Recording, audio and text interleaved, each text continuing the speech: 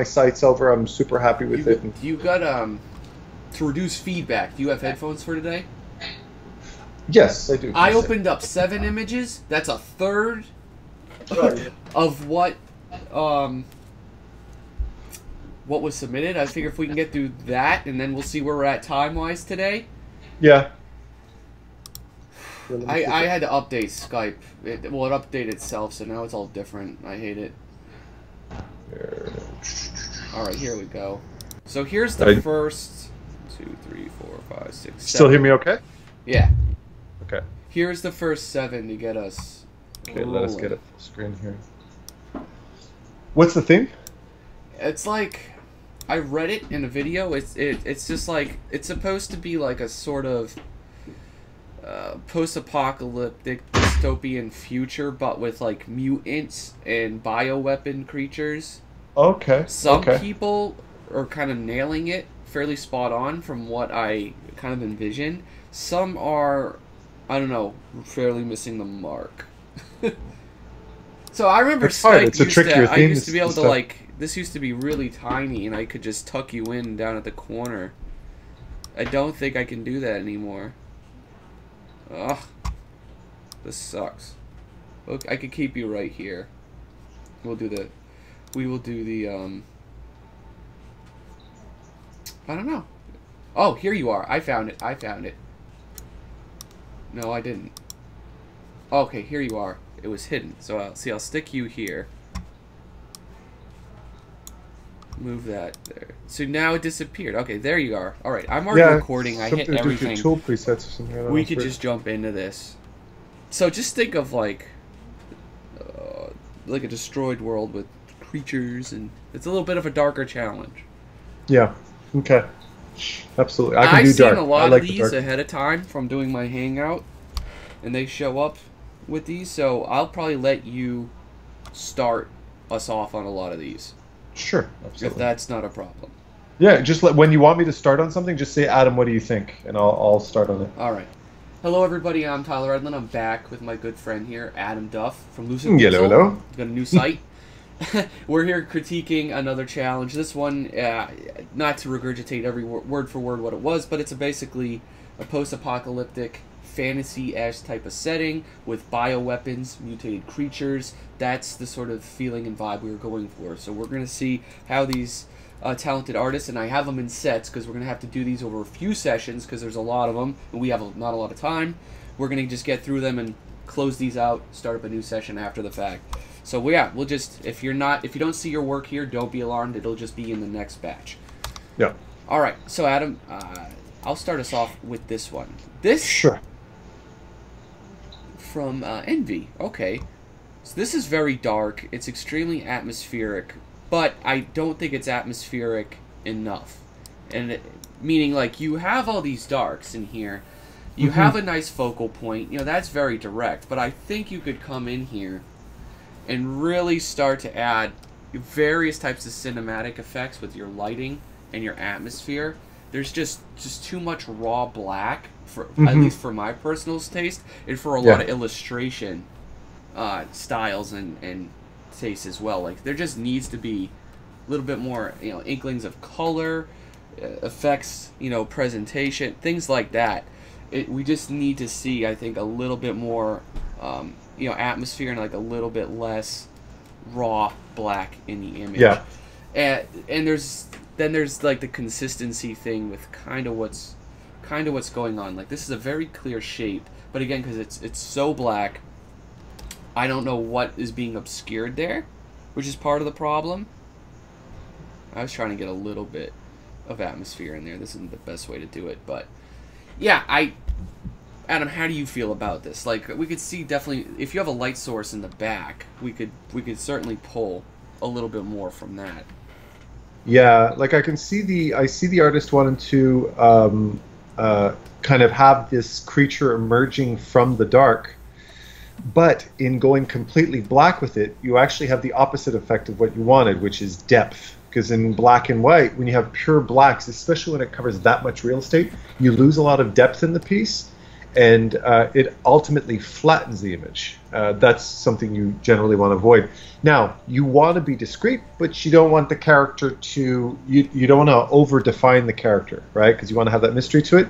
So a little bit of light coming in, a little bit catching off the back to define the back and kill some of those blacks overall. You can still get that effect of them emerging, but you're not covering 2/3 of the image with a flat tone, right?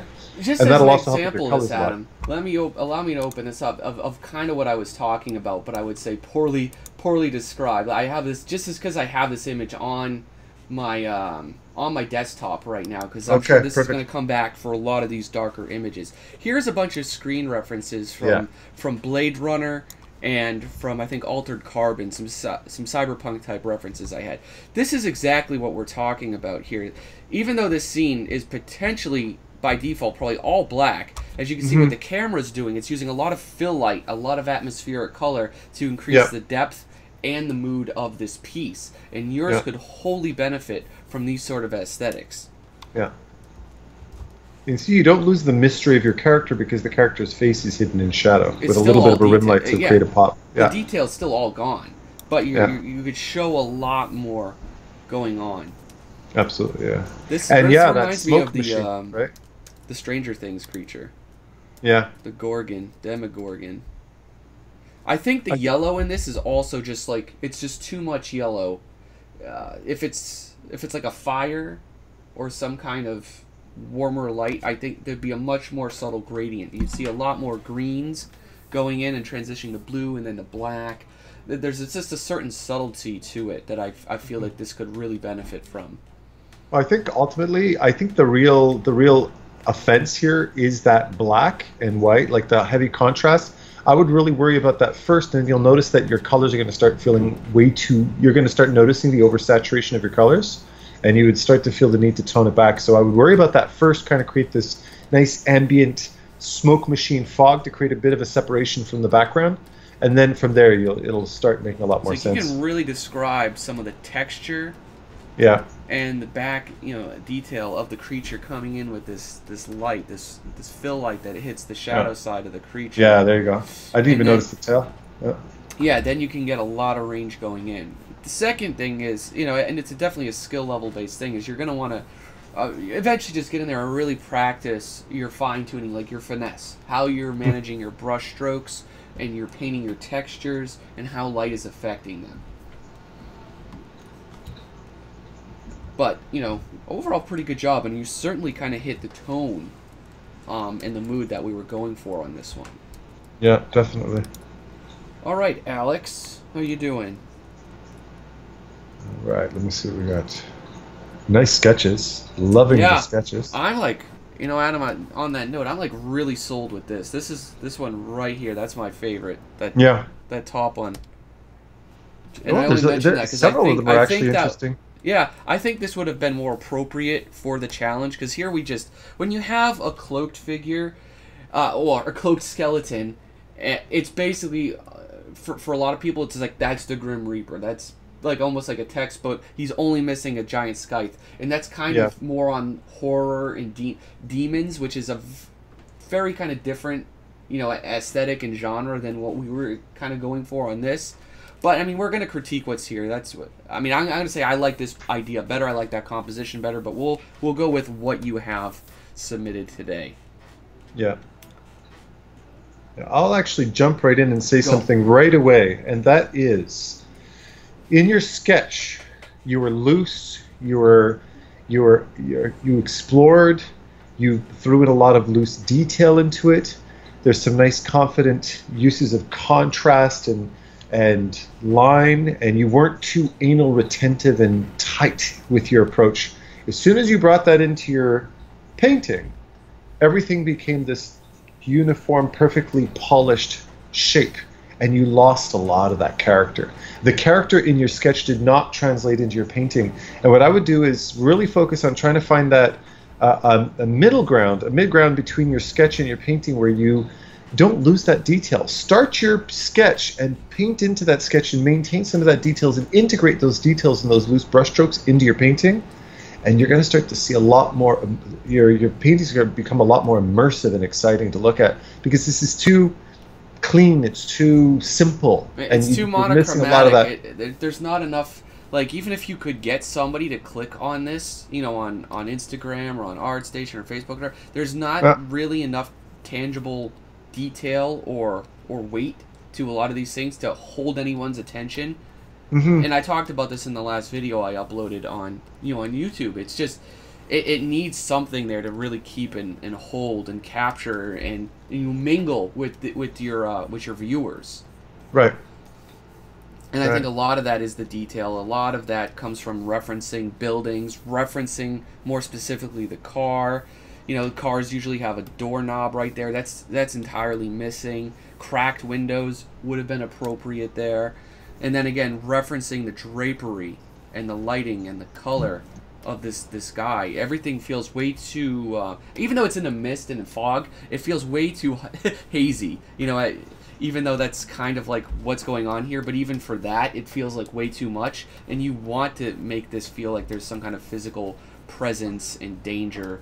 And of course, you know, like lots of nice shadow, shapes, form, all these details.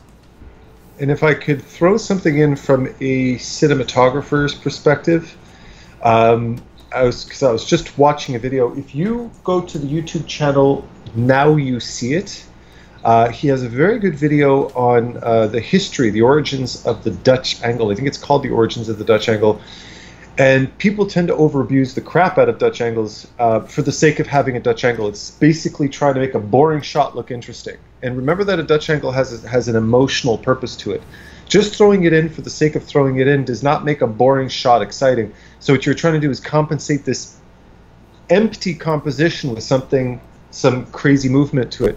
Don't. The stillness of the shot would have been a lot more powerful if you had a nice vertical composition pulling your eye down to this character at the bottom. And that Dutch angle forces it to be an action shot when it's not really an action shot. It's a suspense, it's a thriller shot, right? So try to focus on that as well. Yeah. But remember, don't. Yeah. Yeah, you know, it's a good attempt for sure. This definitely was a minimal approach, but it's like too minimalistic, I think.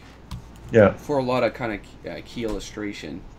Yeah, a lot of that fun detail in your sketch.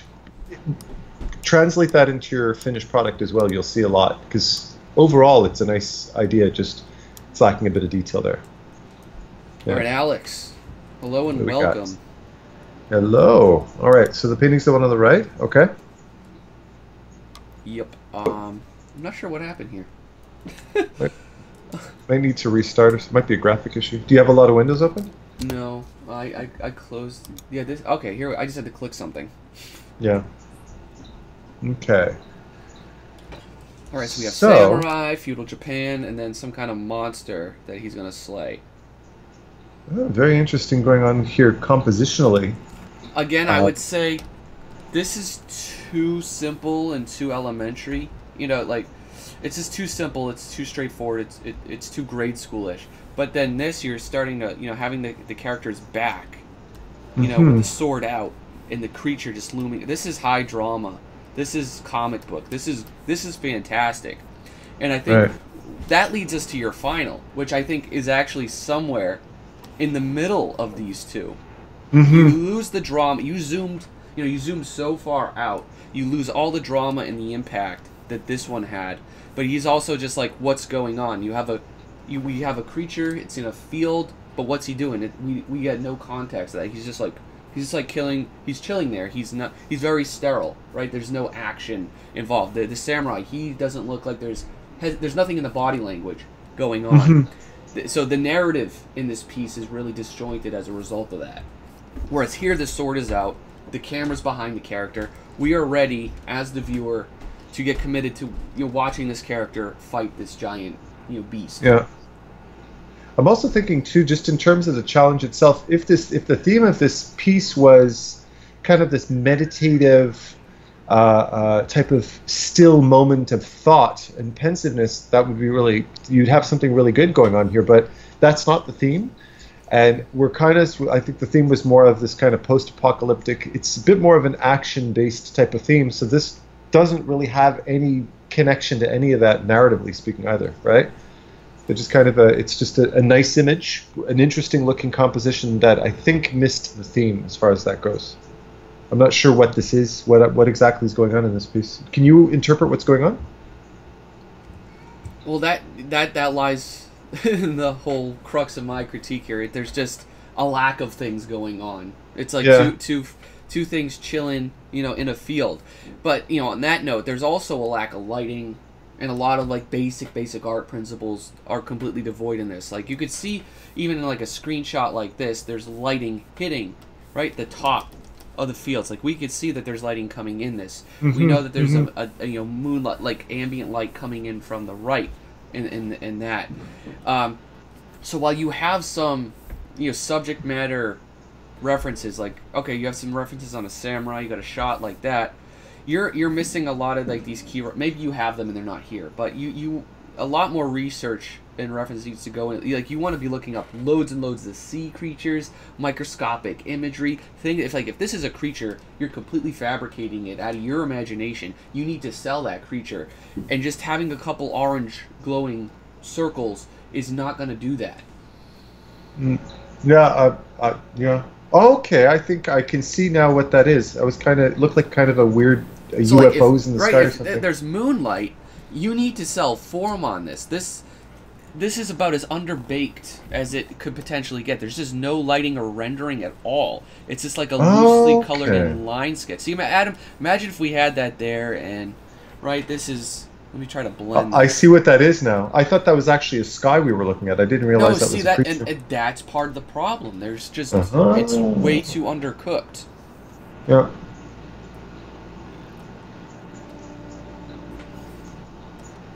See, like if the light's coming up there, you're gonna get a lot of. Yeah. You gotta get the forms to read, right? It's gonna go around, or maybe like there's another circle here, depending on the type. If you got orange, you're gonna see oranges and greens start to mingle, in these color ranges. Like there's a lot, so much you can do, with this idea. But you got to figure out what's the shape of this, right? How is that gonna get rendered up? What is going on? Is there a nice specular highlight, on this in various areas? That's obviously a really terrible specular highlight, but it needs to work beyond well beyond this, I feel.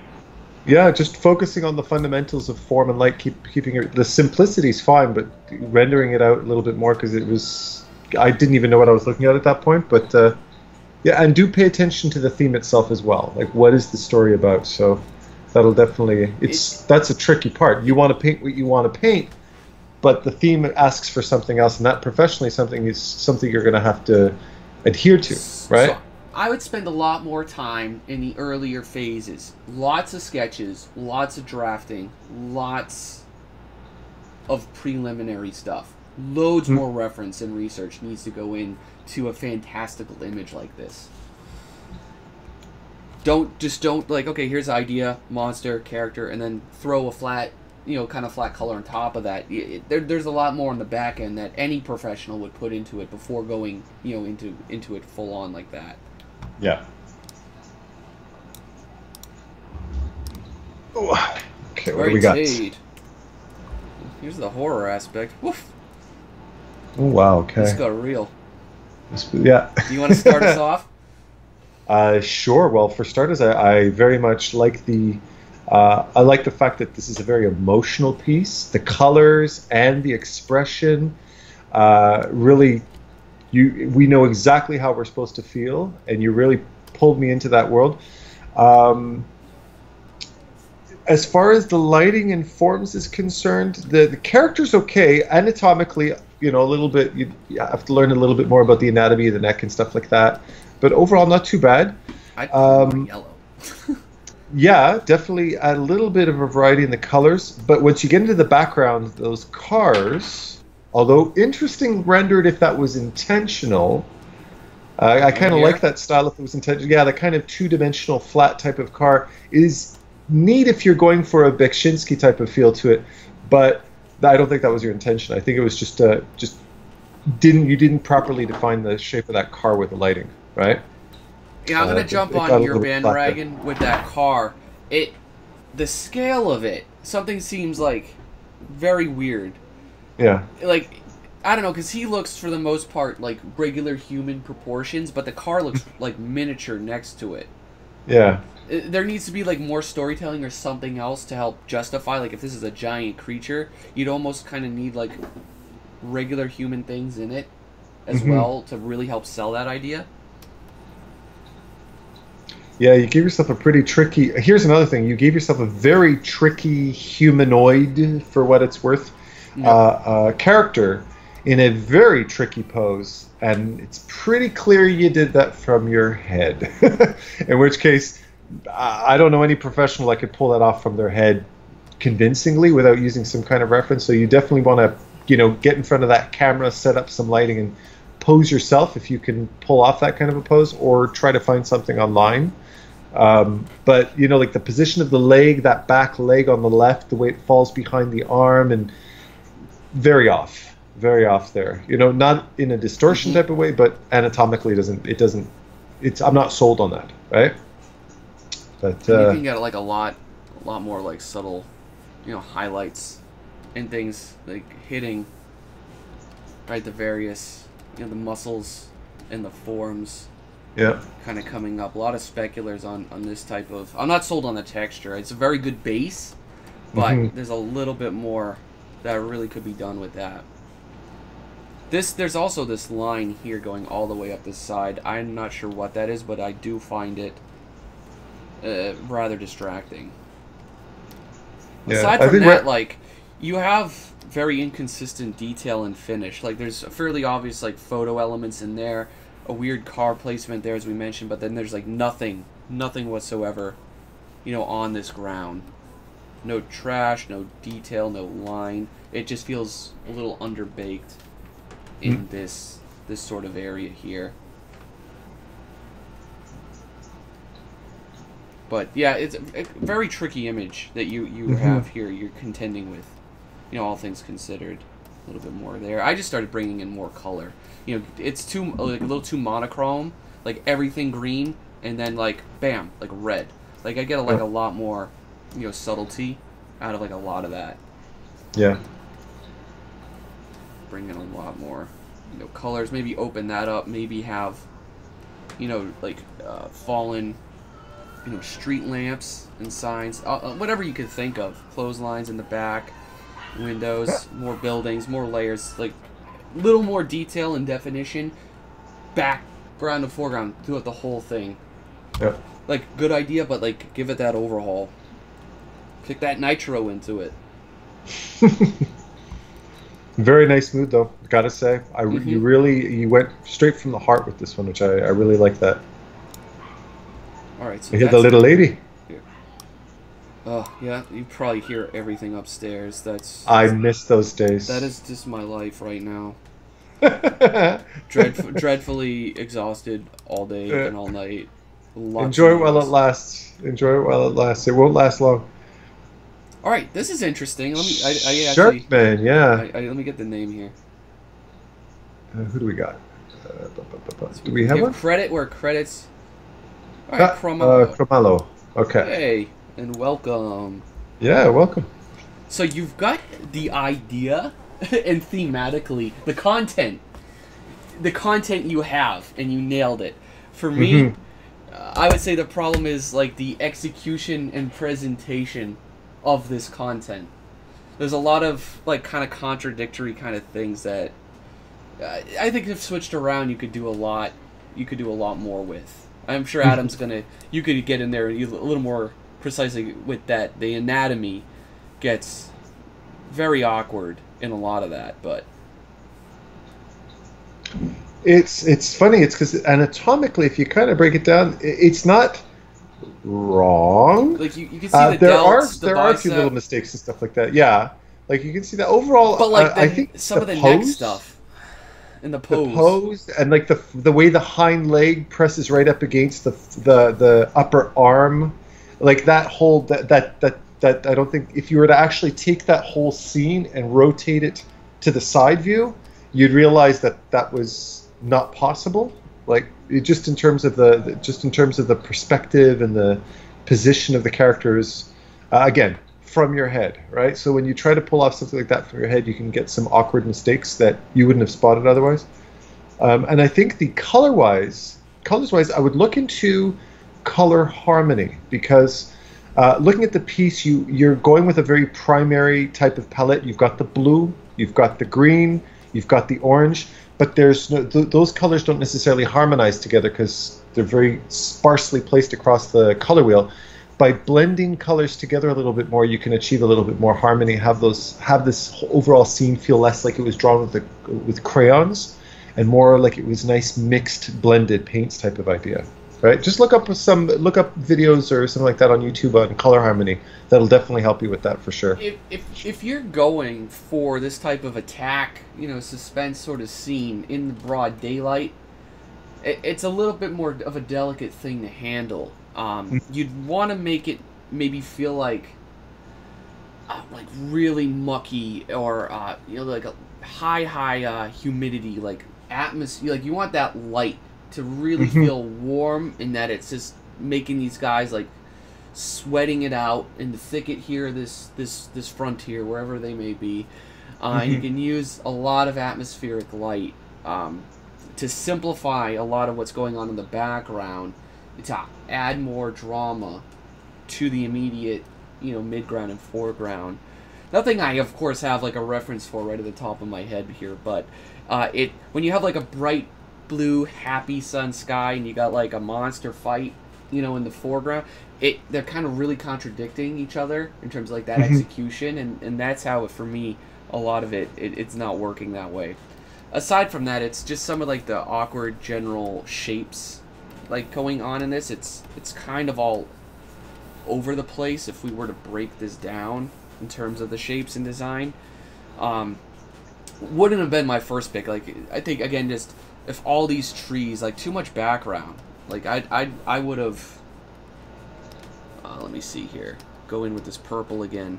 Like, I would have had like really tall jungle trees coming up, lots of lines, no blue sky, hints of like trees and sky holes maybe in the far back, but all trees, all swamp, lots of coming on in there. And then I would have got the angle, of course, a lot lower, probably behind the back of a couple of these soldiers looking up. You can see like underneath this guy, and now I just scribbled over everything, but yeah, I would have a slightly different vision for this. Some rendering in there is okay, very clean rendering, which is a good thing. Nice edge work and control, but yeah, some of all the elements just aren't quite adding up, perhaps the way you want them to yet. Yeah.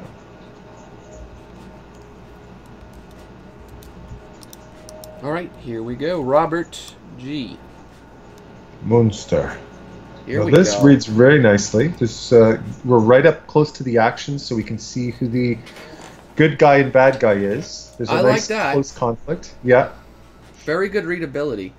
Yeah. I think one issue that just right off the bat, because this is actually going very much in the right direction.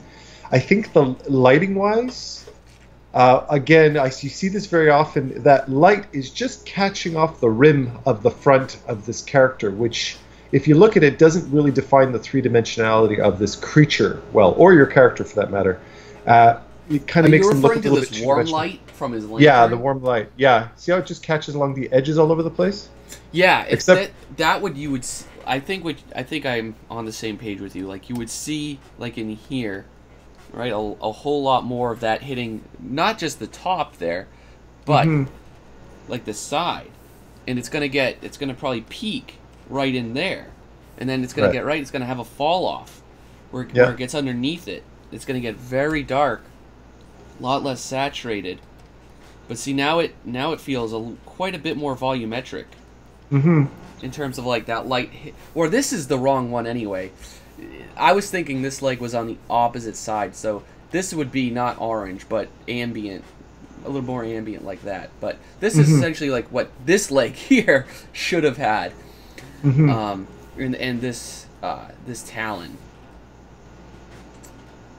Like, if you see how he had the light hit the torso, the belly, the abdomen of this spider creature, that was going in the right track. You would have wanted to have more of that in all of the parts of the body so that it didn't come across as being two-dimensional. Yeah. And also, you could use that same light, or you could move it maybe, or play with it to catch off the back of your character a little bit more, to help define the character, because you can see like that whole dark front of the silhouette of your character makes it look a little bit flat. You'd want to get some kind of volumetric lighting getting in there. Like how you did the rocks and the trees, very nicely done. That's the kind of this right approach right there. You want more of that for sure. I think there's too much brown, color-wise, in a lot of this. Like if even for a second here, I go to color burn, right, and we put this on, like a very sensitive 15, and we go in here with like this nice deep crimson, right, and you could start to see a lot of that color as I'm making a few strokes here really bleed and blend into some of these shadows, right, and then you would get a little bit lighter, maybe add a little bit more blue as it's coming up toward the surface where it's going to get some of that ambient, that ambient lighting in it. So see, like I'm getting rid of a lot of, I'm still on 15, a lot of that brown, and I'm replacing it with like kind of like raw color, and some of this, and texture, which is like another thing, all within itself that I'll address in a second. But yeah, it's the texture of a lot of these things in here that I feel really needs a big oomph in terms of what's going on. Now, if you look in a very isolated way, how you render, for example, your leg, your tree trunk, your character's leg, you basically render every material the exact same way, the exact same brush. It feels very uniform with that, but it's lacking variety, and it's lacking sophistication of how that material works, how it folds or doesn't fold, how the reflective properties and the lighting and the atmosphere are addressing those things. Because you have three very, very different things here, but they're all reading exactly the same way. And they need to be handled with extreme delicacy to make sure that they are, in fact, very different materials. The last thing I'd add to this is just general, like when you have something this clear, like your character in the foreground, then you just go to like, there's suggested, there's rough, but this reads as just too like outright laziness or sloppiness with like what's happening up here with the trees. Yeah, that's true. That can't be neglected like that, particularly not that close to the focal points. So consistency is a thing as well. But I love your idea. I love your composition. Yeah. And it's moving in the right direction. Yeah, absolutely. Yeah, it's nice work. All right, Adam, you start us off on this one. Here's Ravens. Raven. All right. Got a rainy, stormy monster. Yeah, there's a lot going on in this piece here. This is cool. Yeah. Okay, so I'm looking and there's some... I'm just trying to read what's going on. So there's... where the camera angle is kind of in the leaves, it seems, if I'm not mistaken. Yeah. It's very nice camera angle. There's nice mood and rain going on here. We've got our main creature that's up at the top, attacking or perched up on the top of this building. Then there's this other very large triangular kind of either pyramid or rock structure or something like that over to the right. And we got a nice opening of the clouds with the lightning and thunder hitting. Okay, well, first off, going on. There's a lot going on, and I think overall, there's a lot of success happening in this piece. Everything you had mentioned prior. Yeah, really doing good. Yeah, you don't overkill it. You've got a nice harmony of colors happening. Now, what my eyes would want to see is, since we have these really dark foreground leaves, we're really like, you got to think like you're a cameraman. You've literally taken your camera and you stuck it right in the leaves, and you're looking up with this nice wide angle, looking up at this distant castle. So that means that value-wise, especially on a foggy, rainy day like this with a lot of atmosphere, you should get a lot of ambient fog and mist and humidity between these leaves and that castle. So we should get definitely a layer of mist that pushes that castle back. Maybe less up at the top so it doesn't mute out that creature in the top of the building. So that's definitely something you'd want to see up there, just to create that visual separation. The other thing is this big triangular structure is a very dominating structure with not a lot of information going on about it. So it kind of just kind of sits. It's kind of like it's kind of trolling the image at this point. Would we want to eliminate it? Not. What would you think, Tyler? Do we want to eliminate it? Knock it back? It needs to be defined or established. It's just existing in this scenario, and it's like, what is it? What is going on? Maybe even just crop out part of that image to kind of like, so it doesn't eat up so much real estate. Just outpaint it. I don't think it's adding anything to the scene, or if it's like a giant cube of sorts that has to do with this invasion thing, or if this is like a fallen building, you need to make it look like a fallen building, and maybe add a whole lot more surfaces and shapes. Using the same mentality. I'd do that even over some of these leaves. These leaves are one of my least favorite parts of this image. It's just like not really doing anything for me. And then add, of course, various other ruins and shapes to this that you can help, justify this. And maybe like, in the background you see other ones that are kind of just as dark or fallen. But these need to be a lot more established, a lot clearer. Maybe even over here, right? You can lead everything into the image by showing a little bit more of one. So see, now this has context, assuming you finish it with some detail and polish. But now we can see, like, oh, there's a building in the back here. This is part of a city. There's ruined building pieces everywhere. And then that can make sense. The other thing, narratively, that I would fix, there's no drama or sense of tension if this is just kind of just hanging out on top of, like, this cool little cathedral area. Maybe if you put some lights on, show people are maybe inhabiting it a little bit more, add that sense of danger, really get in there and turn the lights on throughout some of this. I think that will help a lot. That's a nice touch, actually. Nice balance is the cools too. Yeah, it really would add a lot and would supplement that, which I'd push maybe more into like these kind of cool pinky magentas. But this is the focal point. It's an imaginary creature, needs more detail, a little more clarity, and then of course cleaning up. I think your brushwork in the sky is a little too rough and loose. But also, be careful with the lightning bolt is hugging and creating a bit of a tension with that creature as well. You'd want to open up that lightning bolt a little bit so it doesn't. It's not stealing the spotlight from your character. A lot of good things going on here. You can push them and really do a lot with this. Yeah. You're definitely going in the right direction with it for sure.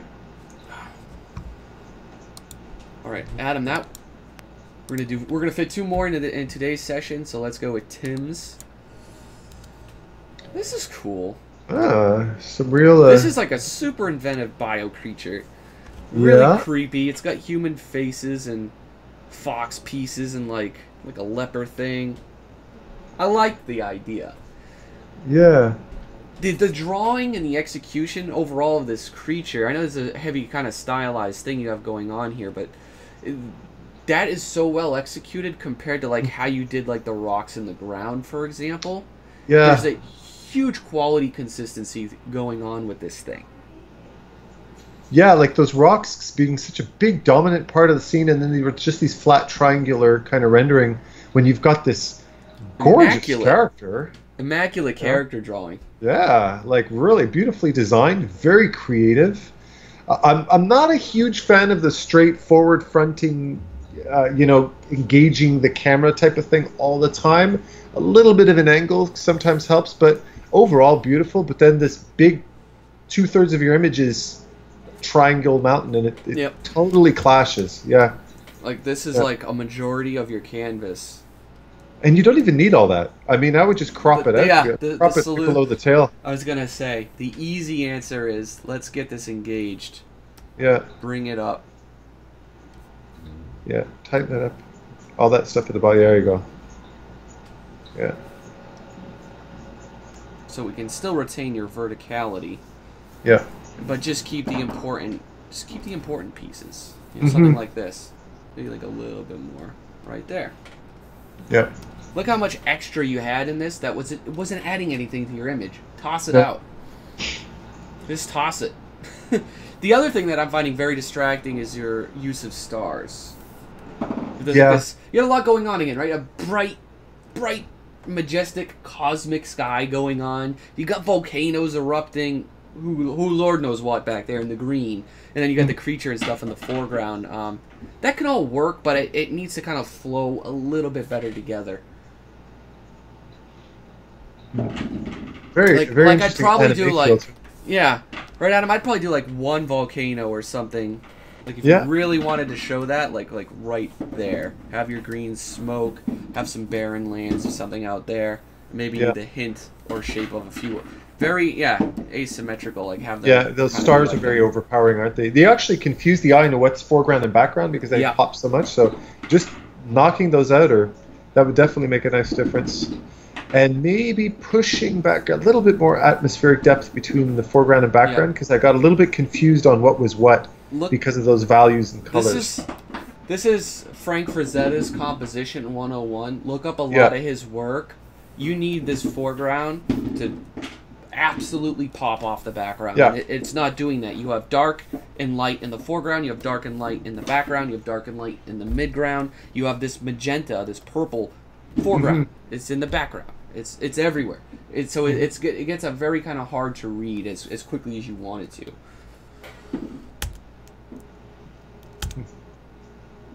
I'm very much. All right, Jester Shark. Right, what do we got? Creepy scene if I ever saw it.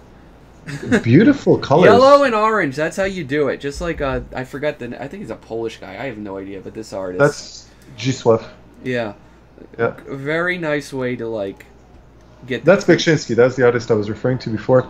But yeah, I love that color. Now I can see why I love the colors. And that beautiful soft dash of violet. That harmony looks really beautiful together. Nice mood.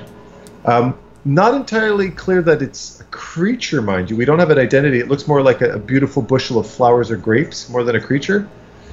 And I actually see a bunny in the trees too. I don't know if you see what I'm looking at. I see a hare. This? Yeah. Yeah. I totally just spotted a hare in the back. Yeah. Yeah. So there's some things working pretty well. Some things that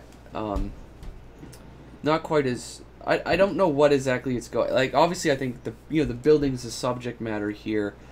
If that was the case for me, and I were to break down the shapes of the design to really showcase that, right? We have the foreground here. We have this is essentially the shape of your building. Then we have these shapes. Each vignetting your image, which I usually recommend not doing unless you have a design reason to do that, because it's too given. 9 out of 10 beginner artists just like, hey, we could put trees on the side of the image to keep it up. Everybody does it. It's just one of those things. Unless you have a good reason to, I just avoid it. And then, of course, the background, that's all in its own negative shape, more or less, like that. So here's like the design. I think you get more energy to it, like more diagonals coming to and from, having more slopes, having a little bit more perspective on the building itself. It's gonna make a 3D image. That's why I'm using this blue and this purple. You guys get the 3D glasses on. Watch, this thing will just pop.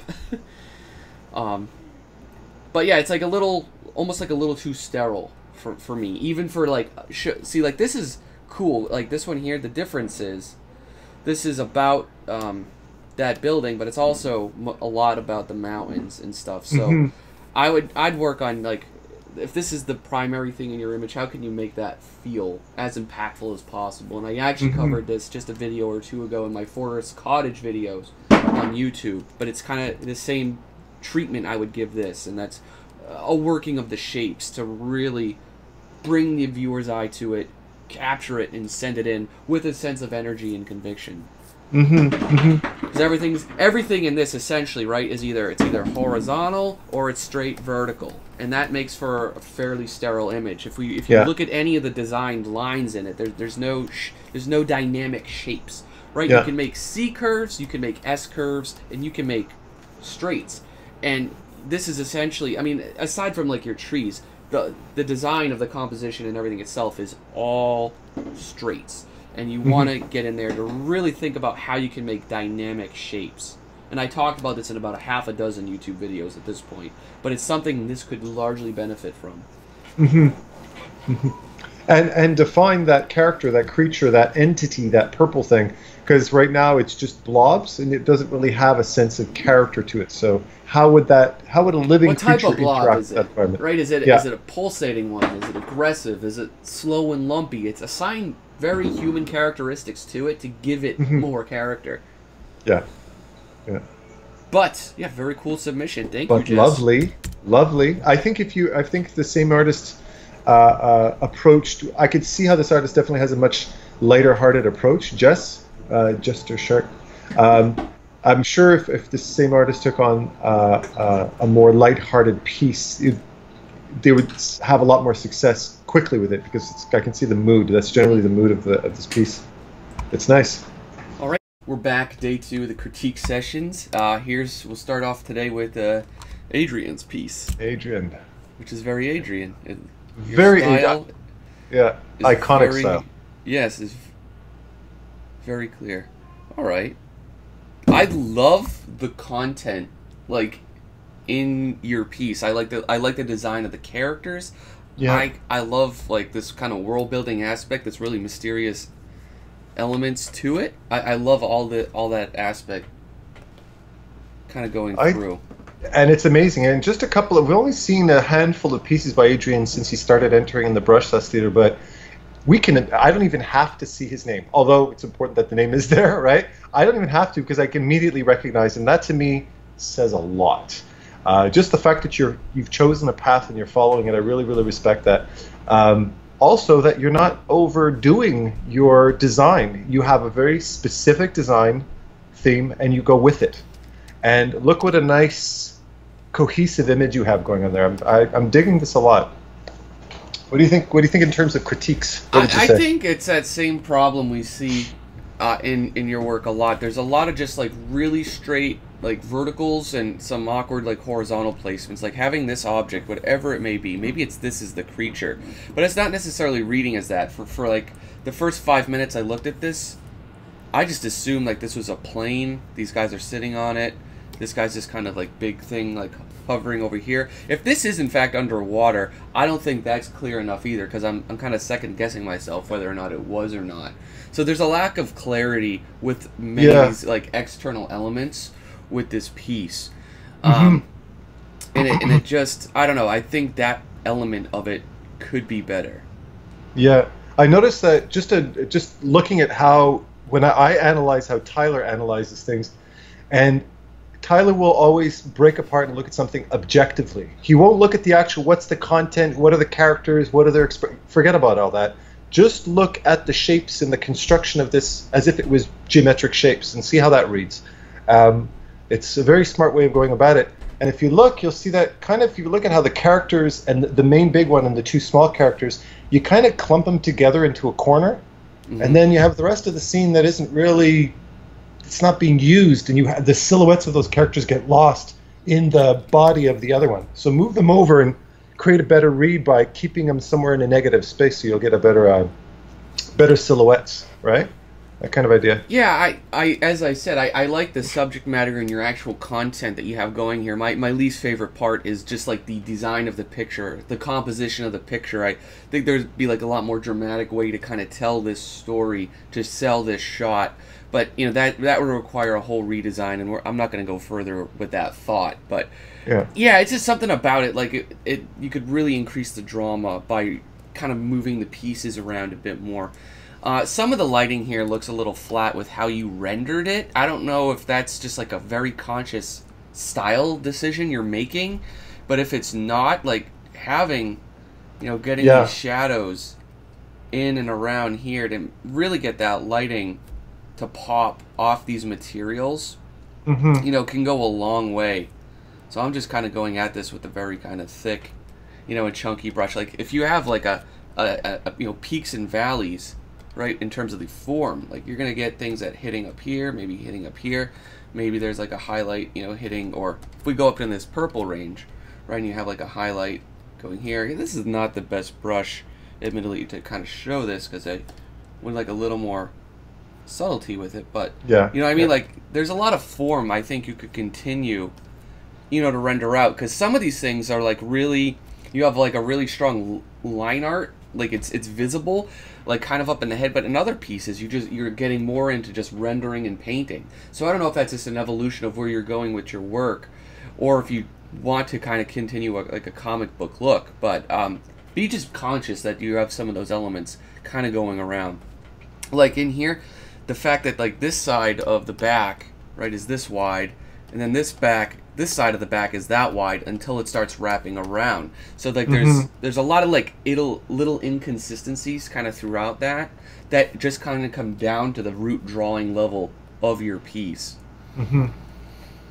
And same thing basically in the head. Like this as a form doesn't necessarily read it quite as three-dimensional, you know, as you want. Like you have like a very, very clean front, you know, frontal area, side, and then right like up here, right, top, you know, top plane. Where are all the top planes in your piece? Like a little bit more could be used to sell that. And of course, I don't know if it's underwater or not. So just a couple general things to kind of consider when you're constructing a piece. Yeah, here's another. I just noticed what Tyler did as well. Is he does this a lot very often. I'm speaking to you in the third person. I don't mean to do that. Yeah, when Tyler speaks, you know, but it's a little bit of a color shift.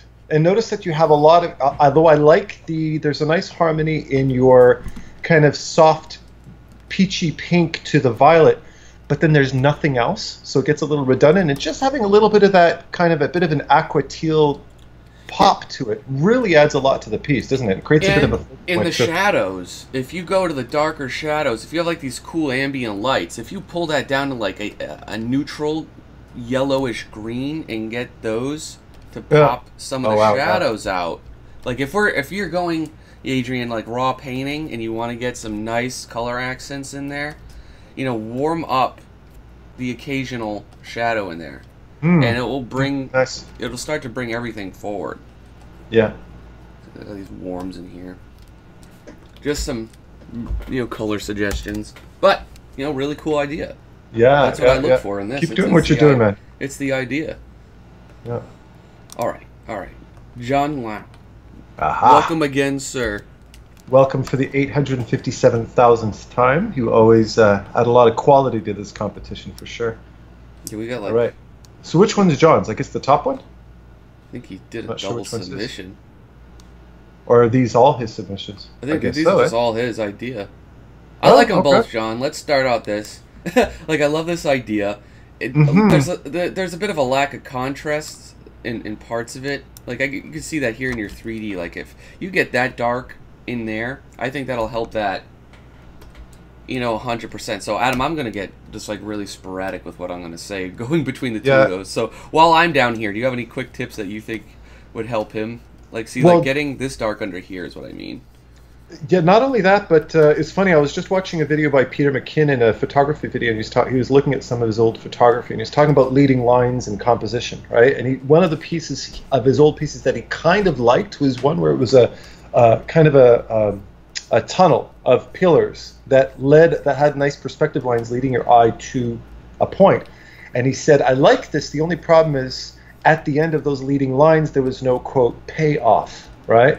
So it would have been cool if there was something cool like a nice car or a person at that merging point. And the same thing kind of happens here, is where you kind of created the composition around this opening and archway, but there's no technical payoff in that archway. You need like a silhouette of this guy reaching out, like maybe a rough shape of him coming out of the mist, and then you need to, like, what I would do, you'd light up his eyes and shit, you know, and then just subtly. See, like, we left a little room to get in there for, like, one shade darker. So whatever your character silhouette is, like, you can get in there, right? And absolutely just describe that with suggestion. So it's like a giant kitten or something in there. It needs something. It needs a little something in there. A little meat. Yeah. Yeah, and kind of tie something to tie those eggs into that archway somehow. Like, maybe there's some like, that's kind of like the nest. See, he's got the veins and the growth. Like, they should be like rooting, stemming out from the opening. Right? You gotta make sound effects for all this shit. This piece has a very Contra feel to it. I love Contra. I've never been good at it, but I certainly love it. There we go. And then Right, just bring all that out. This is cool. I like this piece too. Though, Yeah. you know, design-wise, it's one of those things, like if we... I'm going to ignore the bottom half now just to make my point on this. And I think Adam's going to agree. There's a lot of dead weight in it, and you can keep the focus of that illustration just by kind of scaling things in a bit. Something like that. Now it's like magic card format, and we like have everything in the scene is a lot more valuable. Yeah. Now I like what you did here, where you kind of tied the value of that kind of horizontal structure with the character, but the fact that one of his arms blends in kills the silhouette. So I would have lifted that arm or did something to create more negative space around that his right arm, because then it kind of ties it in an awkward way value-wise. And I'd also want to pop that character a little bit more because he kind of gets lost in the dark value. You're getting a little bit of a tangent here. You're getting a little bit of a tangent here.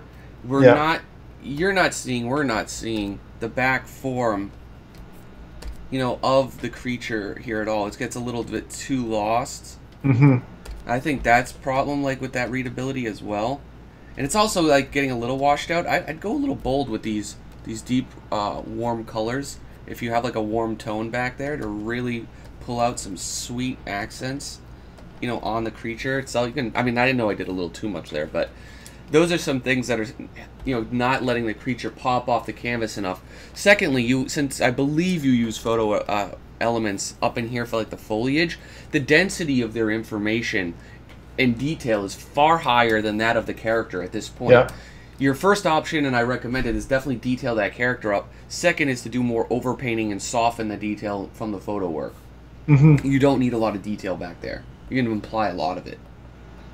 I'll tell you something else, John. I've been following your work for years. You know, ever since he was one of my students and stuff like that. You take your artwork to a very professional level, but there's always that last little touch I find missing that makes it wow. And I find that's because your composition, your character design, the dynamics, everything about your piece is very strong. But then there's a little bit of a color, lighting, design. It's always that last 20%. You don't push it that 20% further. That really makes people's eyes light up.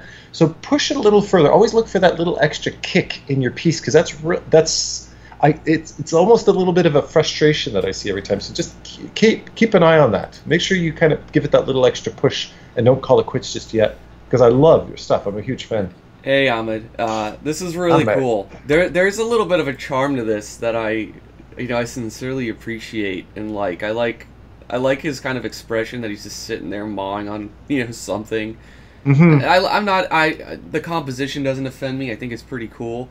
I think it's, and what I'll leave it here in Adam's in Adam's arms. It's a very good color sketch for me. Not enough polish anywhere. No, not really. But the foundation, the foundation is here. Yeah. It just needs like 8 to 10 hours of getting in there and doing like very careful, tedious rendering and detail. Oh. That's what it needs. Yeah. Yeah, it's cool. I'd have to say exactly the same thing. Also, we hinted at we've touched on this with other people who submitted this week or this month, and that is, notice that Rin lighting issue again, where you just have that light constantly hugging the edges of things, but the body, the body is the volume on the body's lost, so it creates this otherwise two-dimensional looking effect on your character. So make sure you have lighting that can wrap around the form nicely. Yeah, Don't adhere only to rim light. See, if you have like a blue atmospheric sky, which I think you did a really nice job handling the atmosphere and the lighting, but you're going to see that blue, these blue lighting, these blue notes of light hitting and kind of like affecting the form as it's subtly wrapping around, the figure. The monster, whatever we want to refer to him. So you have a warm base at top. There's nothing that would cause that warm lighting, so it's a good base. Put the blues and the cooler colors, right on top of that as it slowly transitions down into shadow. Get a lot Now we're of bug starting to feel reference. that, yeah. Get a lot of good bug reference. Blow it up really big on your computer to really study that. This would be a texture study for you.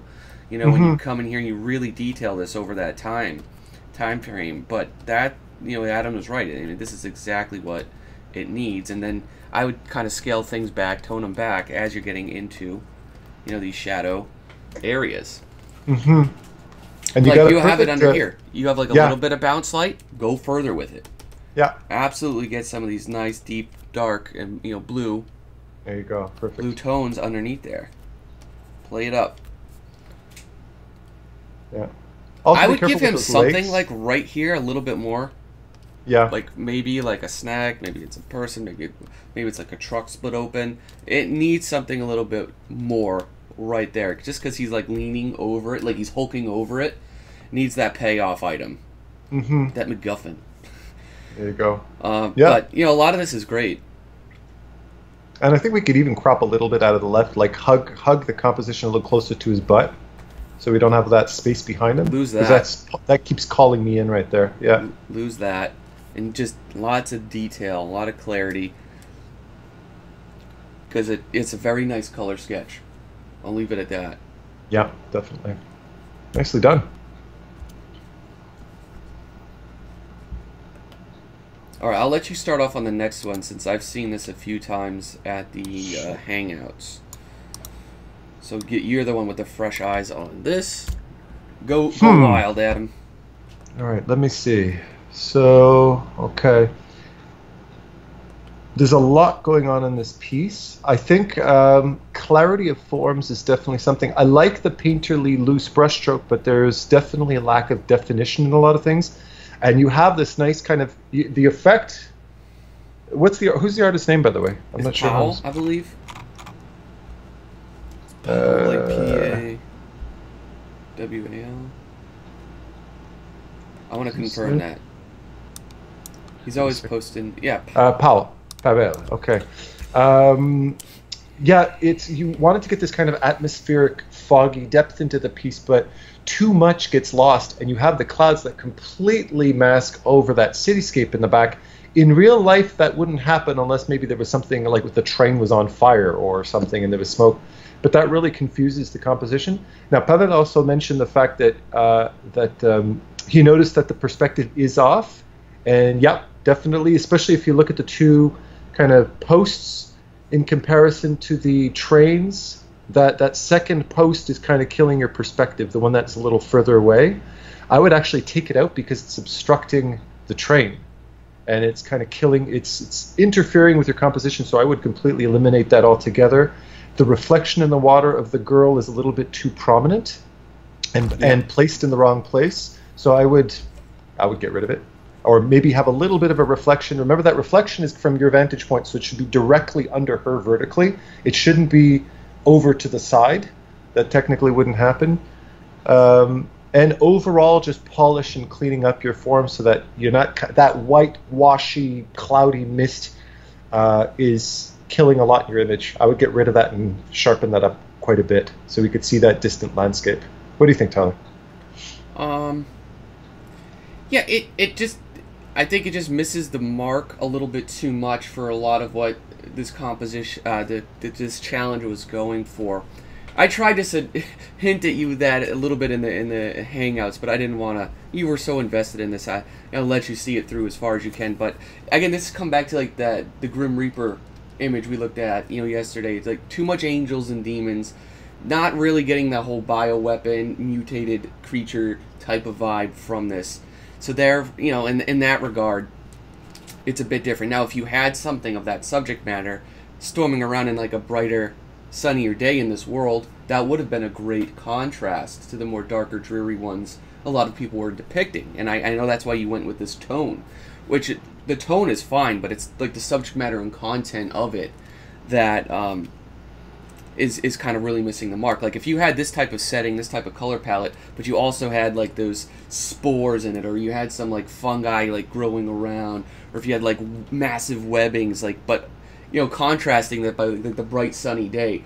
Like I've never seen anybody do that type of image, and you could have had something in terms of that in regards to the challenge, something like that. Mm-hmm. And like Adam said, like this painting, and I mean this in a nice way, is like almost like the perfect definition of like a lack of control. It feels like you don't have control over any part of this image, and that it's slipping away at every possible area that it could.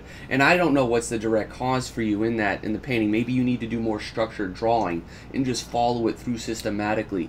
But something technique-wise here is definitely not holding up strong for you, so I wouldn't want you to keep repeating whatever you did for this picture in the next one and the one after that.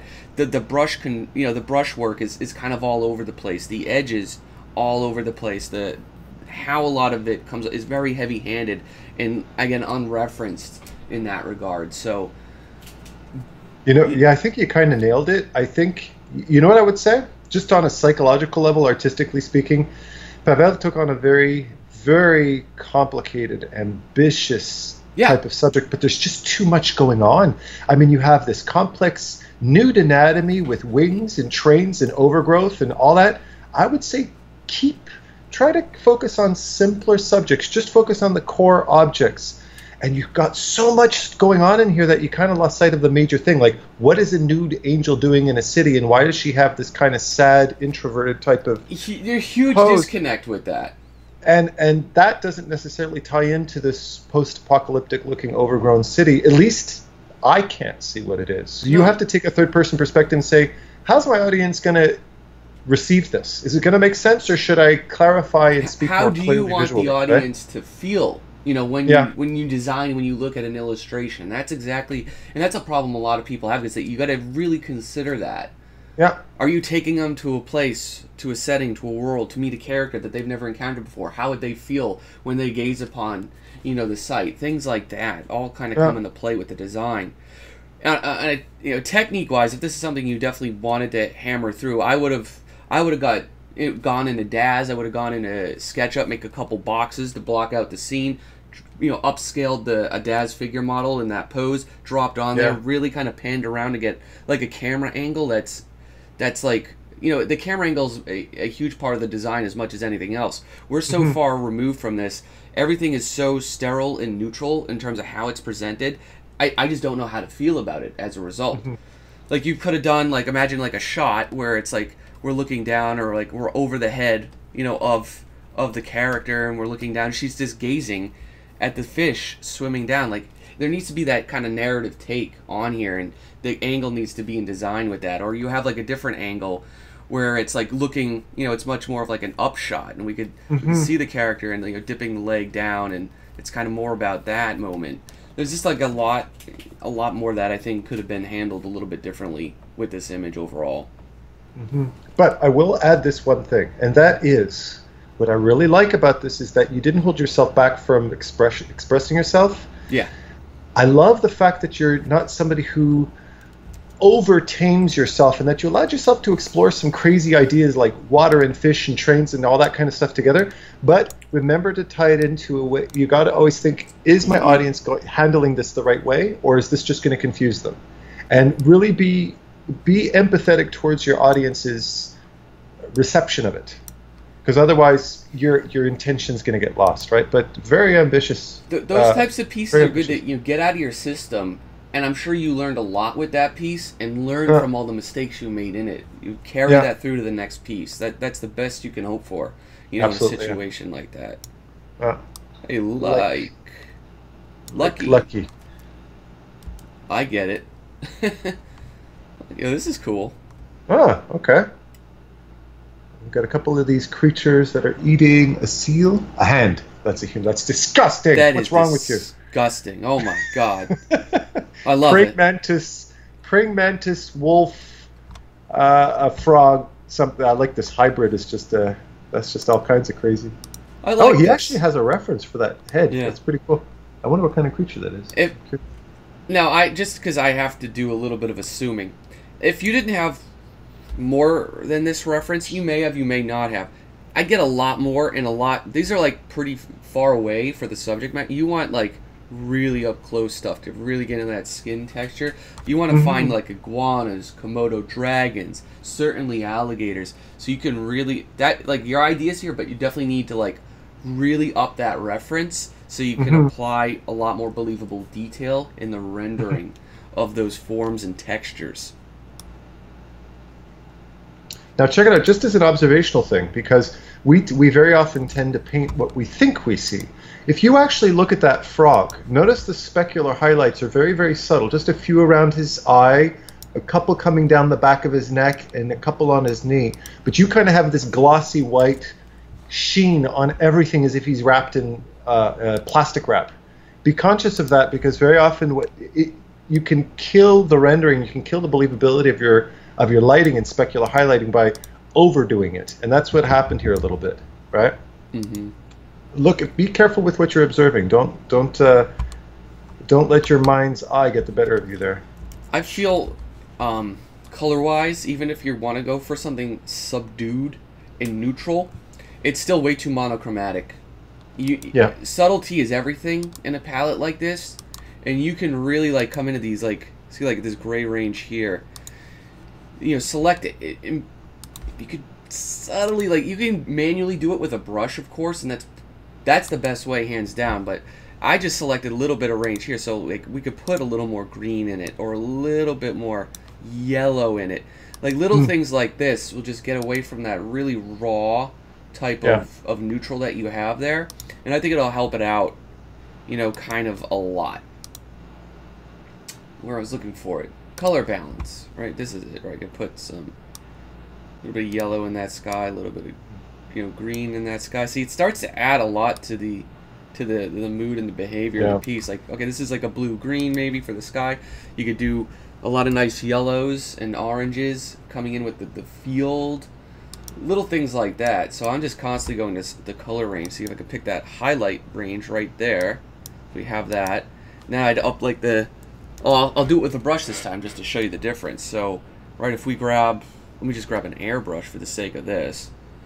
Right, if we pick your tone, that's like the same one universal tone you have throughout the whole thing. You can have areas where it gets a little stronger, maybe a little more saturation, and it'll really help make it look quite dimensional. So you can tone it down right as you're getting into the shadows. But it needs a little bit more on that whole color range, aspect to it. So I just tried to fuss with a little thing here or there like that. I think will help it a lot. But yeah, very cool. I like it. Yeah. The other thing I'd add is that background cliff. You see the diagonal kind of cliff that's leading our eye to the main character in the foreground. The one way on the back. You need some kind of dimension to that, because it's just one very large flat line that's taking a lot away from the composition. I would add some forms, trees, bushes, reeds, something there to justify that area of the image and make it look a little less flat and boring. Yeah, I think that it's just too empty for its own good. If you look at your reference, that shows a little bit more scale, scale down the image. I think this is a lot of times I'm telling people to upscale. This is a great opportunity. I think there was one other scenario, this challenge I recommended, but bring the detail inwards. There you go. Really work that negative, in that positive space. Show there's some trees, hint it and suggest that. You don't have to go, you don't have to go crazy with it. But I think it's just too much depth for what's necessary on this type of shot, because we're not only seeing miles away, but the emphasis is really what's going on up close. So. Yeah, my 2 cents. There you go. Very nice. Antonio. I like the mood, though. I like that. I always love overcast lighting. Antonio. What the fuck are you doing in this challenge, Antonio? We saw him Antonio submitted work. That's nice. I don't even feel comfortable critiquing. And John, for that matter. I mean, these guys should be judges, for goodness sakes. Yeah. So, it's all right. Whatever. Yeah, it's pretty good. You could do worse, I suppose. Yeah. Next. It works. Now, it's a character. I do have a critique here. This is a character, definitely a character design, and a beautiful dynamic character design, a nice loose sketch. Yeah, I really like it. As far as the design itself, it could use a little work if you want to sell the design itself. Just as far as the final rendering of it, it's particularly around the hands and feet. some kind of an identity to him. You don't necessarily have to have a face because you went for a kind of a Cthulhu kind of character. I like the face on that little guy. Yeah, it's like got those beady little eyes, and he's got like the little sucker thing. Yeah, a little something and a bit of color variation because it's an overall uniform color. So a little something maybe to bring our eyes around the head area, maybe add little dashes of orange or something like that to break it up. But I would add as well that this is a good character design, but we're missing that illustration, right? So put this guy in a context, give us a little bit of a scene, a narrative, how he would play out, that kind of idea, right? Because yeah, it works great as a design, though. In the competition. Nice professional look to it. Yeah, definitely. Yeah, I agree with Adam. It's great. I get maybe like bigger talons, claws on his hands perhaps. A couple more veins popping. Take your own reference photos when you go to the gym and you outlift everybody. Get his veins popping. It's like really hardcore. Maybe a couple cast shadow underneath him or a little more form. Like right here, this looks I don't know why I have the rotate tool, but looks a little flat in that area. But I don't want to overjudge this. It's doing what it wants to do pretty good.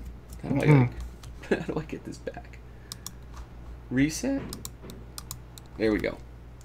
Great job, Antonio. I love it. I saw it on Instagram the other day. I was like, damn, this guy can draw a beast. Mm-hmm. Yeah, really nice. All right, here we go. You start off on this one. This is another one I've kind of seen in its earlier stages anyways. Interesting design. Really, really interesting. Huh. I have a strong feeling this person is a bit of a Dark Souls fan. And I can definitely relate.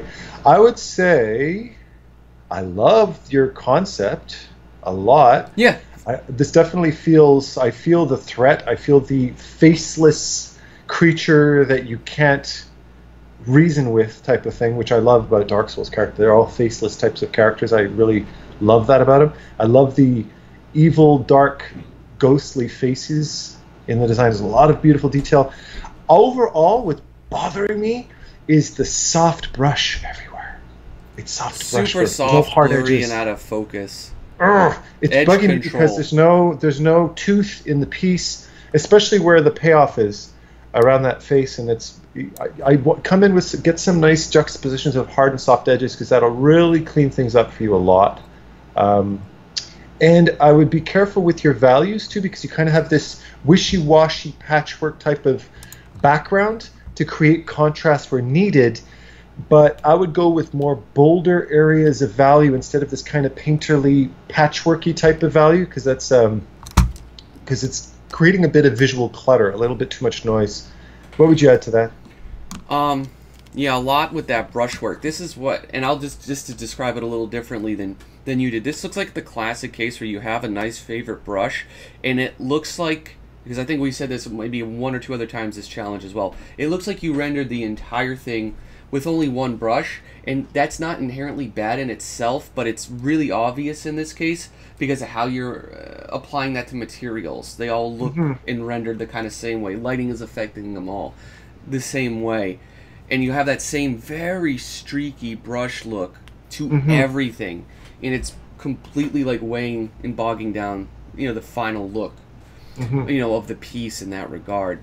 And like look at things like this. If this is going to be impaled and stuff, and this is a focal part of the image, look how rushed, or I don't want to say that, but look how much ghosting you have going on in the edges of that piece. Why not just take the 2 seconds and really clean up the clarity on these important areas with like a nice, good, firm edge?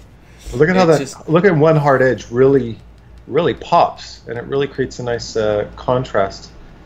I mean, just cleaning that up. Yeah, the other part, like this is like too stringy, unreferenced enough. If this is like fabrics and folds, you can really get in there, and you need to make this look dynamic, like that it's folding, that things are kind of getting knotted, tying over. Maybe it is ripped and it's lacing back, but it's too like rhythmically. It's like too very similar, and it adds a lot of staticness, to the image as well. Reference would fix that in a heartbeat. Like that's fabric from your head clearly. So always reference stuff like that because it'll always you'll learn and you'll get better quality out of your piece. And I said this earlier on when you were much earlier in it, but this composition for me just doesn't work because you have this very important tight moment like right here. 25% of the image, but like the other nothing 70, happening in the back. Yeah, the other 70% of the image is not adding to this drama in this moment here. Like we clearly can see half the image behind the character over here, and it's just not doing anything to this moment in the scene here. It's just like not the best use of space, pictorial space. You could get in there, you could show the same thing, you could draw the character clutching him from 10 different angles, and if you want to see more of the character or more of the world, like there's ways to frame that so that it works a little more efficiently. But it's just too much dead space. Yeah. Too much of this one color here. I'm going to just sample it from anywhere, but it's like too much of this almost completely grayed out red-orange, like this color here. You can see it everywhere. I don't know. If you want to get into fantasy illustration, I think you got to perhaps stretch that tone, that palette a bit more. Like you could go yellows and oranges in the sky. You could go deep crimsons and different shades of that red. Up in here. See, like this, I just color picked this separate material and texture, and they're neighbors. They're neighbors on the color palette from the last one I picked. You can breathe a lot of life and intensity into this creature, into this moment. I feel by just getting some subtle variety. I'm not telling you need to go and make this look like it belongs in a Pixar film, but it needs I guess subtlety is everything with this. Yeah. Tones of greens hinted, throughout some of the shadows, for example, things like that. Really figure out and define like the materials as I'm coming back to that, because like when I look at this, I don't know if that's tin, I don't know if it's copper, I don't know if it's metal, I don't know if it's like some kind of prosthetic thing, like high-end, aluminum alloys. Like I have no idea what you're creating something fantastic. So it's extra hard to sell that, because you really got to own it, and you really got to get particular with how you're presenting that. I don't know, like this seems like the type of thing to have a much deeper core shadow. Definitely would benefit from probably like a nice little specular highlight. I don't know though. It needs that definition. Yeah, I think also I think something that would globally help you in your artwork, like if you were to walk away with one thing, is reference. Look up rope, look up fabric, look up metal, look up chrome, look at too much out of your head. Some clay face or something like that, and reference this kind of stuff. It's beautiful design, but then bring reference into it so it'll ring truer to your audience. It'll look more professional. It'll look more researched. Right? But don't lose that imagination, because I'm really digging your. No, I love the content. I love the moment. I love the character. I love all that, but it's not it's not brought together the way you probably want it to. Yep. See, like getting this color in here, and getting that highlight, and I'd reference that though. I'd look up a lot of robotics. I'd look up like a lot of movie stills. I'd really see like how that material would work and function in this lighting. Good. How we doing? All right. And We still have a few more. Yeah, I'm gonna stand back for round 3 because there's so many entries. You guys are ruthless. All right, let's look at this one. Cat. Cat. Hi, Cat. All right. So narratively, you've got these kind of celestial moose creatures. City. I love the fact that you got these kind of celestial forest creatures in the city in the background. The kind of juxtaposition of different worlds is kind of cool. The first thing, and both Tyler and I, we looked at it. We had one look and we went soft brush. Way too much soft brush going on here. The whole thing is basically looks like you put a Gaussian blur on the whole image. So you definitely want to harden up some of those edges and clean it up a lot. This has been that unifying like crux, across the challenge. If we could pick one thing that is absolutely been like fix this, it would be the brushwork. Yeah. In people's And I guess if I in a perfect world, guys, if I had a ton of time and I got sponsored and was paid, I would make video after video on brushwork for YouTube. I'd have no problem doing it. I'd love to do that, because it seems to be, and I see this with my own students, it's a lot of what people struggle with, and that's getting, brushwork to have it look and feel, not only look right, but kind of feel right for what you're going for. So see, like, everything in here, super soft and loose, and like, it's either like we're wearing the wrong kind of prescription glasses, or we're looking at your image through like a murky, unclean fish tank, which you subtly in the occasional scene, looks right, but for most of these purposes for this challenge, it is not what we want, not what we want out of our images. A lot of that's also attributed to value and color, because you have, like, if you notice, it's yellow light filtering over a yellow and soft green animals, and yellow and soft green feathered grass. Yeah. And then it's a lot of color on top of color, and your values got lost. So don't worry about those God rays. Don't even touch God rays until you get your forms right? Because that stuff can completely mute your entire image. Don't design your image around God rays. Paint your image. There's the God ray tip of the month. Paint the image without God rays. At the very end, if you think they could possibly enhance what your image is trying to say, add a few of them in on a separate layer. Get a real objective with it. Be like, is this adding to it? Is it detracting from the visibility of things? If the answer is yes or no, remove or keep them, because they are absolutely doing nothing for your image here, and it would look a lot better, in my opinion, without them. Yeah. But we all kind of go through a stage or a painting or two where we add them into things, and if they're not handled rather delicately, it can be just one of those things again that weighs us down.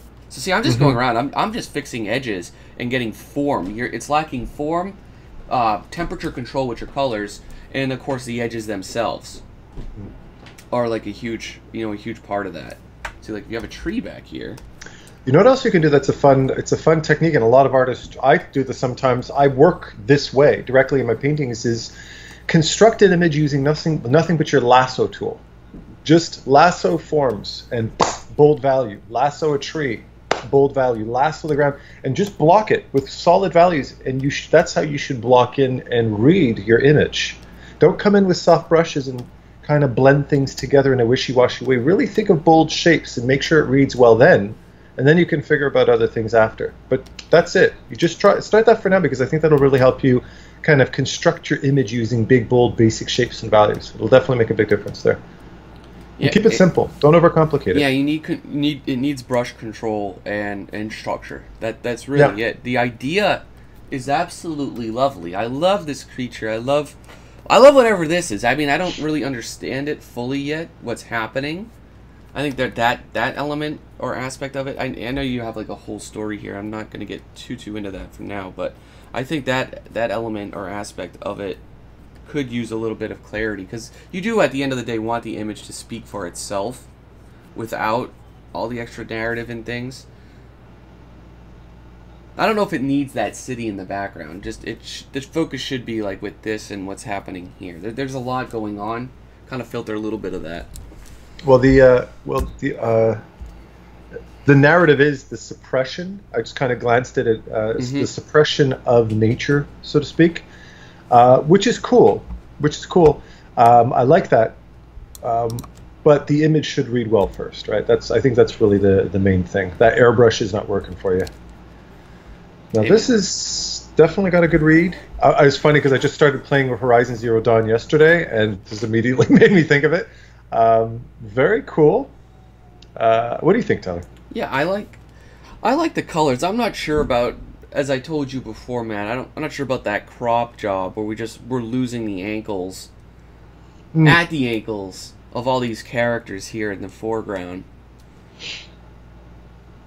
Like, I don't know, I may get this guy bigger, get him in frame, get this guy, like, and that's what I mean by that. Like, if we take this guy, there's like there's a lot going on in this, but there's a lot of, like, dead space, if I want to be, like, very literal how I'm describing that. It's just like a lot of space. Like we could condense the information, you know, make it a little bit more prominent. You know, beast this guy up. You know, get him in frame a bit. Same with like all of these, just like up the scale, I'd say, of everything. Yeah. So I'd come in there with this guy, you know, make him like that big. I mean, why make everything? You have 3 riders in this, but they're all so tiny in a much bigger setting. You know, there's a good example here. You see a nice leading. This is a good example of a payoff. Our eyes, despite those 2 characters in the foreground, our eyes keep going to that little horse off in the distance because those leading lines have a good payoff. That's a smart move compositionally right there. And the fact that you gave him this little blue saddle, it helps to catch our eye. I would want a silhouette. I wouldn't put the character in front of the horse. I would have the character, or not overlapping the horse. I would have him standing in front of the horse's nose so that we could see the silhouette of the human and horse, because we lose the character. Yeah, look at that. Just bringing it in like that. Let's take everything interesting and important about this image and just bring it up. Yeah. Like I'm trying to find that the original rider here where I before I did this. So put him there. Yeah. Yeah, more or less about like that. See, now like everything in this scene has got a lot more impact. I feel like you get a hint of that city in the background. This is bigger. This is bigger. You know, and then of course the icing on the cake would be to lose, right? Some of that, like you can divide it third. Every third can stand on its own potentially as its own unique painting. That's always a good sign of design. Mm-hmm. So like I think this would make a night and day, like huge improvement for your idea, because I like the color palette, I like the theme, the subject matter. But I never was sold on the composition or how kind of sparse and spaced out things were. Like I think this is tightening up that narrative quite a bit more, and I'd go in this sort of direction with it. Yeah, I'd also add in the theme of what we've been talking about, what we just mentioned in the last piece as well, is it could use a little bit of cleaning up too. A lot of your edges get lost. The kind of, it's a little bit on the painterly side, a little bit too soft, and a little bit of definition, especially where it matters, would definitely contribute a lot to the piece. All right. This is mystic as fuck. who I didn't miss the name. I'm coming back for it. Whoa. Hello. Hello. How you doing? This is cool. Needs some polish though. Needs some polish. Yeah. I like your composition. You know, it's a center composition. I like it. I think I'm liking the narrative, but it's like, by God, I have to really stretch my imagination to kind of piece together what's going on at the bottom. What is going on down here? It's like that, like a wizard shooting. Like, what is going on? Is this a machine? Like, you got mechs, you got wizards, you got a giant puppeteer. Yeah, I don't know what challenge this was for, but like, probably not this one. I like this. Probably not at all what we're going for here. So there's that, but it's cool. It's a cool image. Yeah, the dark on dark. Yeah, I would definitely do something to, you know, the brown on brown, the dark on dark at the bottom. We really have to squint and zoom in close to know what's going on down there. This, I can see there's kind of like people guns and cannons, I think, and stuff like that, but that really needs to be defined a lot better. You could keep playing up the subtlety of this palette. So see, like right here, if you have all these reds and browns, if you just desaturate that same tone and accent, you know, little bits of it on the rocks, it'll feel like the cooler color from the atmosphere in the sky is illuminating the top of these surfaces. And then just where it's near these lights, that's where you could lay up off that, so it could look like the warm light is actually affecting them. But that's just like one little case. You could actually mix in a little bit of these yellows. See, I'm keeping the same value, and I'm keeping the same amount of saturation, but I'm bouncing around a little bit in terms of the color variety, so I can really get in there and paint some nice vivid forms with what's going on. And the same with that, you'd want to get in there and really clean a lot of that up. Like, what is going on here? Like, if that's a warm fire, like, surround and describe that shape and that form for these characters, so it's very clear. The clarity in this image is so it's hurting it a lot. Brushwork again, a big killer on another painting. Guys, we got to tighten up. We have to tighten up our brushwork. We have to be very conscientious of it. There's definitely appropriate times where loose and suggested is good, but when majority of the painting looks like that, it all kind of blends together and loses impact. Yeah. Like I'll show, just because this has come up so many times, this challenge. I can think of my own example where I did this in a very controlled way. Also, guys, another tip, since it's up on my screen, I grew up this week and it's great. Jeremy Fenskate's free brush pack, and he has a video on how he uses them. Here's a good example of control and lack of control. You can see how suggested and loose the background is, but there's a variety of those brush strokes. It doesn't look like he did it all with the same brush. So there's like another good little tip while I'm taking this very minor detour. But I have to go to this character piece, Adam, I did a couple of years back, where I did this. I kept parts of it extremely loose and suggested, as a lot of people are keeping their whole painting kind of like that. And it just doesn't, it wouldn't work as well. Like this image here with my elf girl. Where did she go? Right, look, if you look at the background, and some of the smaller parts of it is extremely loose. But where the detail matters, up in the character's face, and the materials, and the clothing, I got in there super, super tight. I had to make it work. And it's that contrast of tight, really tight painting against the really loose painting behind her. That's where the brushwork really can have an impact on your pieces and on your work.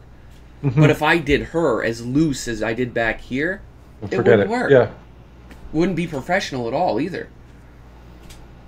So that's just an example of like, go from loose but tight all the way spectrum-wise, tight and loose. And it's good to have that variety. It is good to have it, but it needs to be in a very controlled way. Like the head and the character, the whole thing's got this very, very loose and rushed appeal, or look to it, and that's what by and far is getting everybody this year. It hasn't been this pronounced in the past, but it certainly is a thing here. Hey, Chris Brooks. Chris Brooks. Now here we do have more defined edges, but the values are suffering. So that yellow creature, the kind of saber-tooth hybrid kind of creature in the background on the left, kind of gets lost against that yellow background. The values are kind of muting into each other a little bit too much. Yeah, right? Good control up here, but then like everything over in this area, it gets completely lost. Part of the challenge with this is due to how saturated and monochrome this yellow is, that is just sweeping the entire canvas. And you see how the yellow grass in the background leads into the yellow background, to the yellow lake, and that kind of blends it all into one solid shape, and we lose that sense of depth. I would say, you know what I would do? Instead of taking on these really ambitious tree, character, woman, creature, blah, blah, blah, just focus on rendering basic 3D, just do some lighting studies, because the lighting, your rendering of the lighting and form is not referenced, and it's not researched, and it's not practiced, and that's the number one thing that jumps out. There's a big inconsistency with your lighting. Everything feels kind of cut and paste as a result of it. It looks like kind of a collage. Nothing's fit together here. It feels like a very, like almost like scrapbooky collage type of look to it. Part of that's because of how hard and crisp some of your edges are. They look like a lassoed edge. But again, sorry, we got things going on upstairs. It's a controlled thing here. Nothing's like just kind of melding together. Like you could see where this was potentially just photo dropped right in. Like you could see the edges on all of that. That's they got YouTube channels out there called Cinema Sins, where they they just count the errors in movies.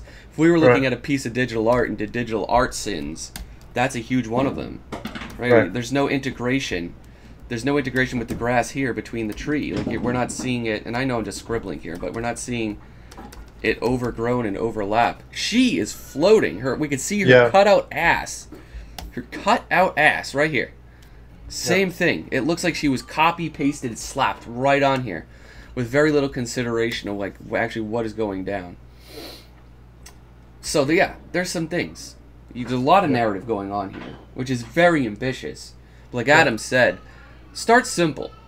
Basic lighting. Really, honestly, basic lighting. Just light a sphere, casting a drop shadow on the ground, on a plane. Just that's it. Get a photo reference of a tree and just paint a tree. Oh yeah, and one rule. Just paint a rock. You're not allowed to touch the airbrush. Because your airbrush, this is an airbrush nightmare. This is like watching people do graffiti, you know, like doing spray paint, solar system art on the street. Don't touch the airbrush. You're not allowed. You're only allowed to use a hard brush to paint. Learn how to render. Let's do that. Let's do that next challenge, a no airbrush challenge. Because see, like when you have an edge like this, and this is the opposite of an airbrush, but this is an airbrush within a selection. You want to grab and paint. See the form. See, if that's the background, you go in with a little bit of background, and then you go over, see a little bit of that color hitting the forms on, you know, the tree. So see, this is a painted edge, this is a selected lassoed edge, and it's very obvious, you know, when there's one thing or the other. So I'm going to get a little bit of green in here now, bring that in, and then you could go all the way up to yellow if you do want to show some of that lighting hitting it. But see, like, you completely lose all the detail and depth because you burnt it out.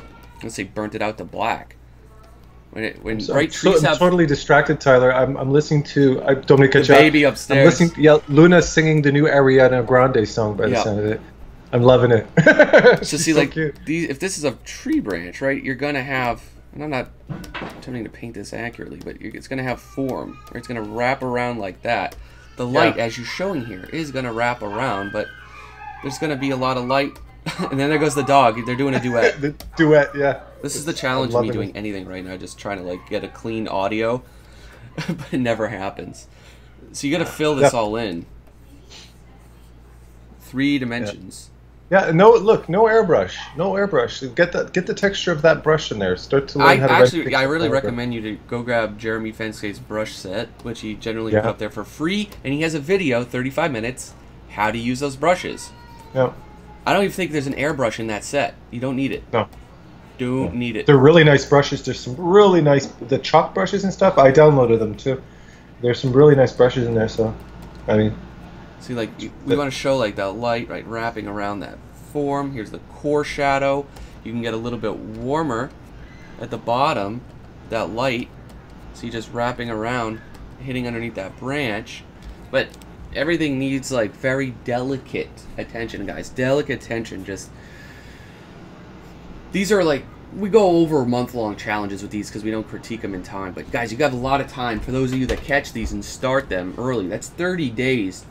Technically for like one image. That's more than enough time for most people. Not like, it's not a matter of time in terms of like, oh, it takes 60-80 hours to do this, but even for someone pretty busy, like, that's enough time to like really get in there and go through a painting and look at its flaws and correct it and, you know, bring it forward. I hate what I'm doing over here, but yeah, I kept going. Like this, right? We have this here. I don't know if this is a bunker head. I don't know if it's like a bulkhead. I don't know if it was a tent. I have no idea what that is in the image. There's like another piece of scrap here. Simplify. Just simplify things. Because the more components you add to your image, the more complicated things get, the harder it is essentially to pull off. Last but not least, Timmy. We made it! Holy smokes. I like this a lot, Tim. I'm happy you submitted. Yeah. It really came a long way. You got a lot going on. I'm going to even mention just the whole technique and approach, and pretty good. Like, there's like an almost surrealist feel to this, which I'm really kind of digging. And compared to what we've seen a lot of this month, this is a good balance of like nice controlled harder edges and softer, looser areas. Very good control compared to what we've seen, you know, a little bit. I'd probably go in on the background, soften some of those lassoed edges. You don't want those to be quite as clear. This brushwork up here, getting a little bit muddy. See, this is like where you use like one brush too much. You want to simplify and smooth you know, smooth some of that out. I would recommend personally. Let me see if I got a brush for that. Yeah, see, like coming up here, just blend, not like that, but blend and smoothing out a little bit of that. Because it looks like you had like that one sponge brush or something, and you just dabbled it, you know, over and over and over again, like a little kid that just gets her fingers wet with paint for the first time. I don't know if it was your intention. I don't think so. If this was a surrealist painting, I would go, cool, but it's not. So as such, because this is more of an this is more of a traditional illustration, there's a bit of an inconsistency in style. You've got these kind of like lasso tool flat-shaped wings on the bugs next to these very heavily textured rocks and grass structures in the foreground. There's a bit of a conflict going in there with my brain, and I feel that as an inconsistency. Yeah, I would also scale these up. I'm going to change the structure of some of the image. Yeah. Like I would have used a brush to paint those wings and not a flat, sharp, kind of translucent, flat form for those wings, because it's really conflicting. It's creating a bit of a visual conflict with the rendering, the nice hand rendering of those foreground natural elements, right? There's a bit of a thing going on there. I'd say too that the hats of those two characters are creating a bit of a tangent with the rocks too. I would have clarified. I would have same shape language. Not tilted that sharp left one and over. pointy. Yeah. Maybe like work on that a bit. Yeah. Same, like very angly. Yeah, I agree, Adam, and I didn't think of it until you mentioned so, but now it's what I cannot unsee. Yeah, what I did basically was just same thing I did with Matt's piece was let's get in here and invested in the action. Way too far out, like we were the guy who lost his breath running up the hill behind these characters, and now we're participating in the scene. Mm-hmm. See, a lot more impact for everything. Mm-hmm. Very easy fix. Yeah. Very impactful fix, I feel. And it's cool. I like this. This is a great image. You got great colors. A couple little things like Adam and I were picking on, and it'd be great. Yeah. Yeah. But yeah, well done. All right. I'm gonna pause. We needed. Right. We are back. We've decided our favorites, and of course the runner-up. We'd give really struggled with this one. It was a tough one. It was really tough, guys. A lot of them are really neck and neck, like way more than any other challenge. But I think overall, like as Adam put it, like we couldn't decide which one would you want for your thumbnail on the video. Like what looks good, like really small and could potentially sell something. For me, in that when I thought it was like, is this shape and everything around for John's image right here? Yeah. I absolutely would have to give it to that. Just brighten it up just a tad, and I could probably use that one. Antonio, I love your design, but it's just a design. It was the only design, if you're watching this, out of everybody that did illustration. So I love your design, but I can't count it in the group with the rest of these. And the runner-up we give to Timmy. Yeah. Good job. Yeah, we really dig that. Now, Tim, just to mention, Tim, I don't know if you did it deliberately, but start researching surrealist artists, because I immediately went, wow, that feels like a surrealist painting almost. Look it up, because you might find some artwork that really resonates with you just looking at your style. Just a little side mention there, because I thought that was pretty cool. But, awesome job, guys. Certainly a challenge, and we certainly all, maybe as a group, can find a way to work on our brushwork, our finesse, and up our brush game. Maybe we all just need to watch Jeremy Fenskay's video a couple times. Yeah, that'll definitely help for sure. But guys, thank you so much. There's like 200 people who submitted work, and that's humbling. Thank you. I'll update the channel later when we think of the next challenge, but it might be, just a week or two away down the road before I actually do that. I need some time away from YouTube and everything to get focus on my students. So take care, guys. Thank you for watching. If you made it to the end, thank you very much. All right. How do we stop this? We did it. Feels good.